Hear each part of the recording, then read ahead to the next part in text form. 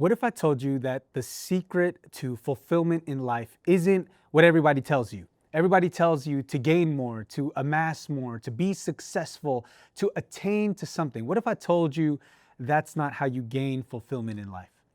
But it's actually the opposite. It's actually in giving away, in surrender, that you actually find fulfillment in life. Jesus in the Gospel of Mark says it this way. Mark chapter 8, verse 34. And calling the crowd to him with his disciples, he said to them, "If anyone would come after me, let him deny himself and take up his cross and follow me.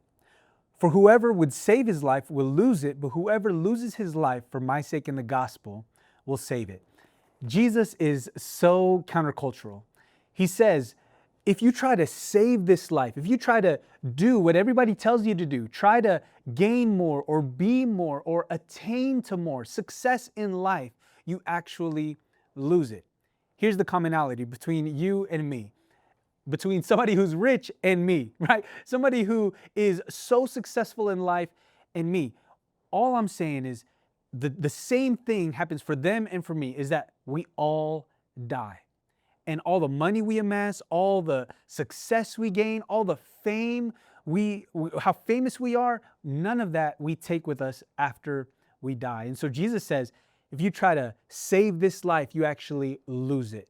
But the opposite is true. He says, if you lose your life, take up your cross and follow him. If you deny yourself, if you surrender your life to him, you actually gain it. And then he says something really interesting in verse 36 and 37 that I want you to listen to. He says this, "For what does it profit a man to gain the whole entire world and yet forfeit his soul?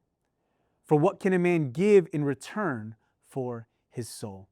The answer is nothing. It is worth nothing to gain the entire world, and yet when you die, you don't get to take it with you. The opposite is true. If you're willing to give up the entirety of the world, your entire life, unto God, you actually gain life itself.